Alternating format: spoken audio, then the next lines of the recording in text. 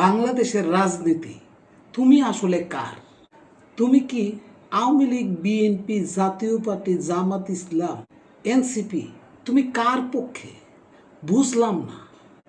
গত 18টা বছর যে দলের নেতারা, যে দলের সরকারটা ভারতের সাথে যোগ সাজেশ করে বাংলাদেশের মানুষগুলিকে তিলে তিলে মেরেছে, 300 টাকা কেজি পেঁয়াজ খাওয়াইছে, 100 টাকা কেজি আলু খাওয়াইছে, 1000 টাকা কেজি মরিচ খাওয়াইছে, সেই সরকারটা পতনের পরে ভারত এই আলু পেঁয়াজ নিয়ে রাস্তার মধ্যে কাঁদছে।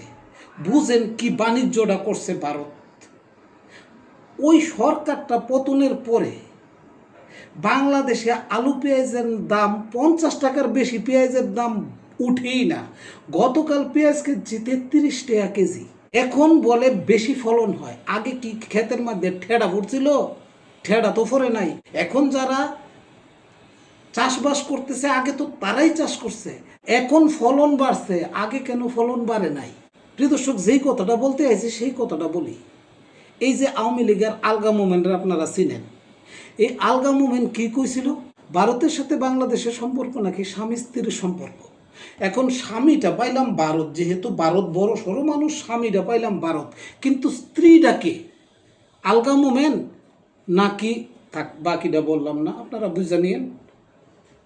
এই যে স্বামী স্ত্রীর সম্পর্ক ফাইত্যা এই দেশটারে এই 18টা বছর খাইল, সীমান্তে ফেলানিদের লাশ ঝুলাইল, আর সর্বশেষ যে আকামটা করছে, জুলাইয়ে 1400 তাজা প্রাণ গুলি করে মাইরা ফেলল। শোনেন নাই? এক পুলিশ অফিসার বলছিল একটারে গুলি করি একটাই যায়, বাকিগুলি যায় না, খারইয়া থাকে। তো বুঝেন অর্ডারটা কোথায় থেকে আইছে? এত প্রাণ মারার পর 26 থেকে 27 হাজার মানুষকে পঙ্গু বানানোর পর আজকে সেই আলগা মুভমেন্ট ফেসবুকে স্ট্যাটাস দেয় বাংলাদেশ বাঁচাতে চায়। বাংলাদেশ নাকি এখন ধ্বংস হওয়ার পথে, বাংলাদেশ তারা বাঁচাতে চায়। এমন কইরা আওয়ামী লীগের বহু নেতারা এরকম স্ট্যাটাস দেয়। আসলে এইসব আলগা মুভমেন্টরা এই দেশটাকে আবার নষ্ট করতে চায়। জনগণ এদের থেকে সাবধান থাকবে।